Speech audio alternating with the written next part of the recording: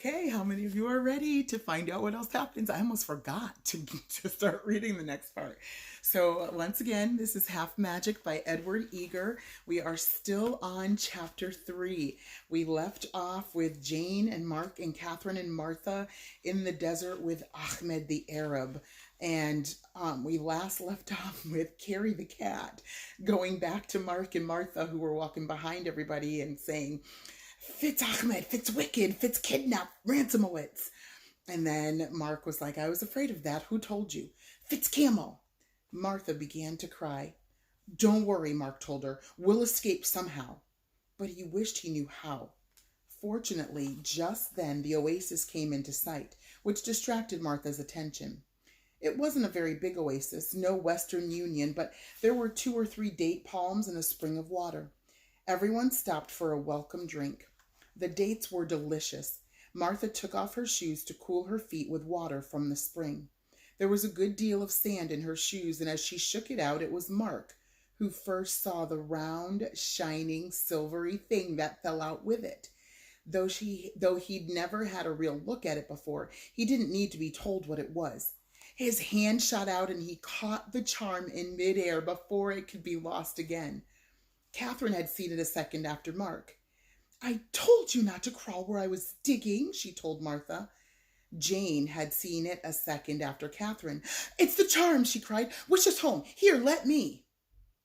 But the Arab Ahmed was standing nearby and had seen the shining thing too. He strode forward, seized Mark by the wrist, and brought the silver charm close to his eyes, close enough to see the mystic marks on it. The expression of his face changed. No longer did he look like a kidnapper who was planning and plotting wickedness. He looked like a righteous man who has caught a thief in his house, or even worse, in the temple of his gods. His voice was stern.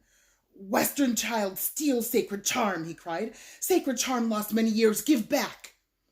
His hand closed on the charm, but Mark's hand had closed on it first. Mark said the only thing that came into his mind. I wish you were half a mile away.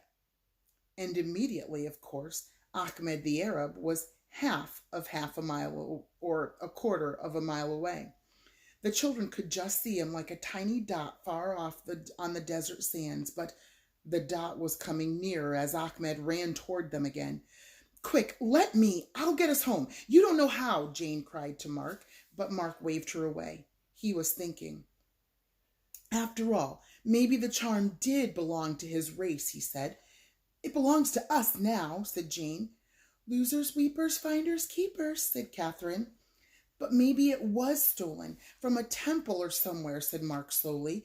You know how people used to be unjust to natives in the olden days. It just doesn't seem fair. The others had to agree that it didn't, all except Carrie, who was seldom troubled by noble motives. Fitz Ahmed, Fitz Wicked, she reminded Mark. After all, he was going to kidnap us, agreed Martha. He was? Cried Jane and Catherine in surprise and excitement. Yes, he was, but let's not get into that right now, said Mark. I'll tell you later. After all, maybe he wouldn't have if he weren't poor and downtrodden, and we're supposed to be kind to our enemies, aren't we? Ahmed the Arab was coming nearer now. Mark waited till he was close enough for them to see his face. Then he spoke aloud a wish he had thought out very carefully. I wish that Ahmed the Arab may have twice as much as he deserves of whatever it is that he would wish for with this charm, Mark said.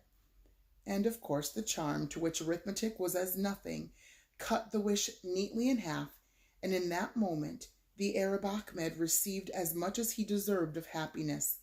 Suddenly, there were 5 camels in the caravan instead of 3. The camels were young and healthy instead of old and mangy. The harnesses were new and trim instead of old and worn through. The meager, empty-looking packs bulged with rich stuffs for trading. A plump Arab lady appeared suddenly at Ahmed's side, leading 6 plump Arab children by the hand. She smiled coyly at Ahmed. Ahmed stopped short and looked at the caravan, at the lady, at the Arab children. He gave a great cry of happiness. On his face, a look of peace replaced the old crafty shiftiness. He turned toward the east and fell on his face on the sand. His voice lifted in what sounded like a prayer of thanksgiving. And it was then that Mark, still waving away the proffered help of Jane, spoke aloud the second wish he had carefully thought out. I wish the four of us and Carrie the cat may travel in the direction of home, only twice as far. Next thing they knew, they were all sitting on their own front steps. The first thing they did was walk down the street to Mrs. Hudson's house. The iron dog still trembled in half life on the lawn. At that moment, Mrs. Hudson came out of the house, her market basket on her arm. She took one look at the shaking dog. "Earthquake! Earthquake!" she cried, and ran back inside the house. Mark, who was getting quite good at it, made a third wish. I wish that this dog, he said, may be twice as alive or twice as unalive as it wishes to be.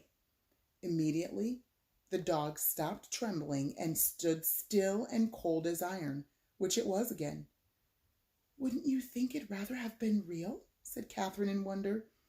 "I guess iron things are happier being iron," said Mark, who had learned a lot in one day. The four children now turned to the case of Carrie, the cat. "Wouldn't you like to go on talking, only plainer?" asked Martha, who had grown to enjoy her conversations with her pet. "Not on a Fitzin type," said Carrie. "Fitzsilent, Fitzgolden." The others then decided that Mark had had enough wishes for one day, and they would take on this problem. "I wish that Carrie the cat couldn't talk any of the time," said Martha, not stopping to think it out. "Well, you certainly messed that up," said Carrie the cat. "Now, of course, I can't talk half the time, but the rest of the time I can talk perfectly plainly. Not that I want to, of course, but here I go. Talk, talk, talk, talk, talk. And here I will go again for the next 30 seconds, and then 30 seconds of silence, I suppose, and then talk, talk, talk again, just as though I had anything to say, which I don't, being always one for quiet meditation myself. Still, duty calls, so speak the words trippingly on the tongue. Only 3 more seconds to go now. The rest is silent, Shakespeare." She broke off suddenly, but only for 30 seconds. Then she began again. The children held their ears till the next silent period. Then Catherine made a hurried suggestion. "The thing is, we want her to just mew, the way she used to," she said. "The thing is to think of a word that has mew for half of it." "I know," said Jane, and she made a wish. "I wish that Carrie the cat may in the future say nothing but the word music." "Sick," said Carrie the cat. "Sick, sick, sick, sick, sick, sick, sick, sick, sick, sick, sick, sick, sick." She looked sick. "Better let me," said Mark. "I've had practice." He took the charm in his hand.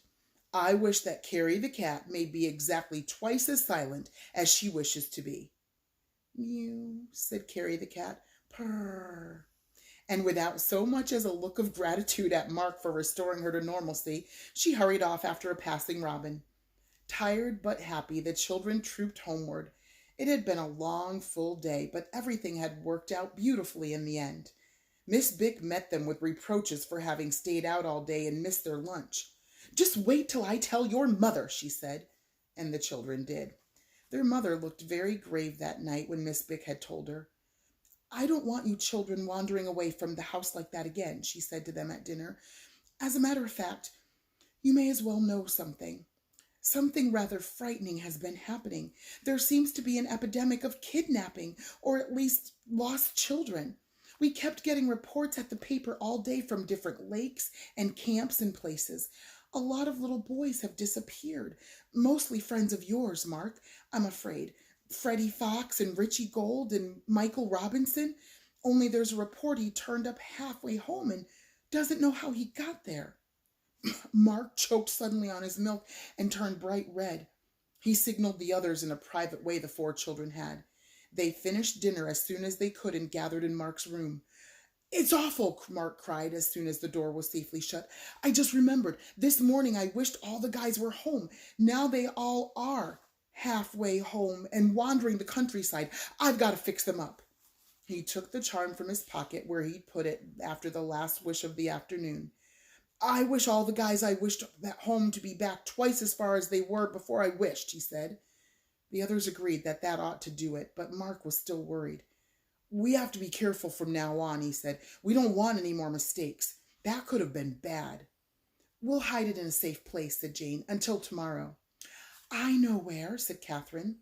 She led the others to the room she shared with Martha. There was a loose board in the floor with a space under it that the children had used to hide things in back in the days when they were young. The children hid the charm in this secret place. A mouse might find it and make a wish, Martha objected. But the others felt that half the wish of a mouse could do little to upset their plans. They had many plans to make. We'll spend the night thinking up wishes, said Jane. It'll be better from now on because now we all know. We'll make sensible wishes from now on. Tomorrow, the real fun will begin. And in a way, it did. Chapter 4, What Happened to Catherine? We'll find out about that tomorrow. Stay tuned. All right, have a wonderful night. I will see you tomorrow, bright and early. Better come with bells on. Oh, and I almost forgot. I don't even know how many of you listen to the stories, but that's okay if you don't. Those that do, the girls wanted to have a pajama day on Thursday. So if you are listening and you're hearing this, pajama day on Thursday. So you get to stay in your pajamas, and apparently, supposedly, maybe Miss Monroe will be in her pajamas too. We'll see. I don't know about that, but we'll see. All right. Have a great night. Love you guys. Wonderful day.